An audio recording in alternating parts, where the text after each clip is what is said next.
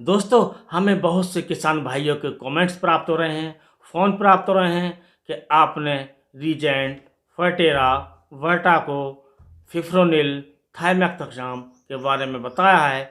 हमें ये सारे प्रयोग करने चाहिए या एक प्रयोग करना चाहिए? यदि एक प्रयोग कर लिया है तो दूसरा भी प्रयोग करना चाहिए और कब प्रयोग करना चाहिए?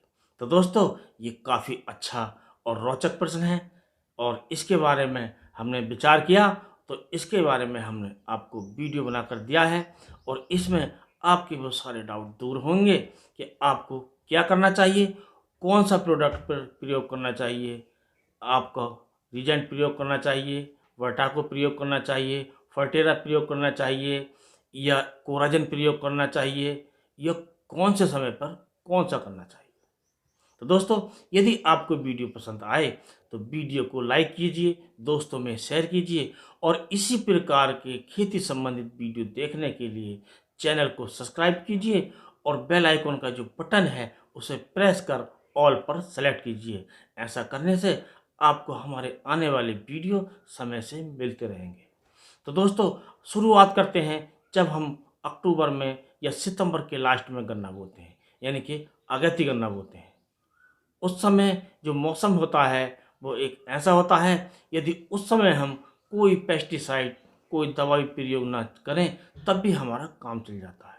क्योंकि दोस्तों, वो जो गन्ना है वो जब उसका जमाव होता है तो उस समय ठंड आ जाती है, यानी कि टेम्परेचर डाउन हो जाता है। तो उस समय हमारे गन्ने में कोई ऐसी बीमारी नहीं लगती है, नहीं, जैसे कंसुआ है, टॉप बोरर है, सूट बोरर है, ये किसी प्रकार के उसमें कीड़े नहीं लगते हैं। और आप स्थिति देखकर कौन से खेत में कौन सा कीड़ा लगता है, कहीं कहीं दीमक का थोड़ा बहुत असर हो सकता है, उसमें आप कोई एक दवाई लगा सकते हैं, बाकी किसी दवाई की आवश्यकता नहीं होती है। आप उस समय अच्छे फर्टिलाइजर्स वगैरह और भूमि का शोधन और बीज का शोधन करके आपको गन्ना बोना चाहिए। तो दोस्तों, अब बात आती है फरवरी में जो हम गन्ना शरतकालीन गन्ना बोते हैं। उस समय भी ऐसी सर्दी होती है, ठंड होती है, हल्की ठंड होती है और मौसम ये ऐसा होता है कि हमारा गन्ना वो फरवरी के लास्ट में उकर होता है, जब हम फरवरी के शुरू में बोते हैं, और जब फरवरी के लास्ट में बोते हैं वो मार्च के लास्ट में उकर तैयार होता है। उस समय भी इसमें कोई बीमारी नहीं लगती है। जैसे कि आपका कोराजन हमने प्रयोग कर लिया तो हमें नहीं करना चाहिए उस समय, क्योंकि ये लगने वाले जो कीड़े हैं जैसे तनाछेदक है वो इस समय नहीं लग पाता है। और दोस्तों, यदि हम मार्च में गन्ना बो रहे हैं या अप्रैल में गन्ना बो रहे हैं तो उसमें इन दवाइयों का प्रयोग बहुत ज़रूरी होता है और हमें ये देखना चाहिए कि हमें किस समय हम गन्ना बो रहे हैं उसी के अनुसार हमें दवाओं का प्रयोग करना चाहिए। और दोस्तों, यदि हम मार्च और अप्रैल में गन्ना बो रहे हैं तो हमें ये चाहिए कि उस समय हमें जो थाइमेक्सम होता है वो 500 ग्राम लेकर, जो 25% के रूप में आता है, और फिफ्रोनिल आपका 5% एससी के रूप में आता है। इन दोनों को 2 लीटर पानी में घोलकर और उसे मिट्टी या रेत बालू में मिला लें और उससे फिर जो खाद आप प्रयोग कर रहे हैं, चाहे सिंगल सुपर फास्फेट यूज कर रहे हैं या डीएपी यूज कर रहे हैं या एनपीके 12-32-16 यूज कर रहे हैं, उसमें मिलाकर बुवाई के समय आप डाल सकते हैं। अब दोस्तों, बात आती है जो सबसे पहले जो हमारे गन्ने में बीमारी आती है वो आती है कंसुआ। और कंसुआ का जो असर होता है वो अप्रैल के स्टार्ट में दिखाई देना शुरू हो जाता है। तो उसमें हमें ये देखना है, अपने खेत का बराबर निरीक्षण करते रहना है। यदि हमारे खेत में 2-4 पौधे दिखाई देते हैं तो उसकी पहचान है, उसमें गोप जो ऊपर से सूखनी शुरू हो जाती है, आप उसको खींचिए तो वो आसानी से आ जाएगी हाथ में, और जो नीचे गला सड़ा सा आपको दिखाई देगा और इक्का दुक्का है तो कोई प्रॉब्लम नहीं है, आप उसे उखाड़ कर काट कर अलग कर लें। यदि दोस्तों हमें कंसुआ का असर ज़्यादा दिखाई देता है, यानी कि हमें बड़ी संख्या में ये दिखाई देने लगती हैं कि हमारे गन्ने की गोप खराब होने लगती है, तब हमें दवाई का प्रयोग करना चाहिए।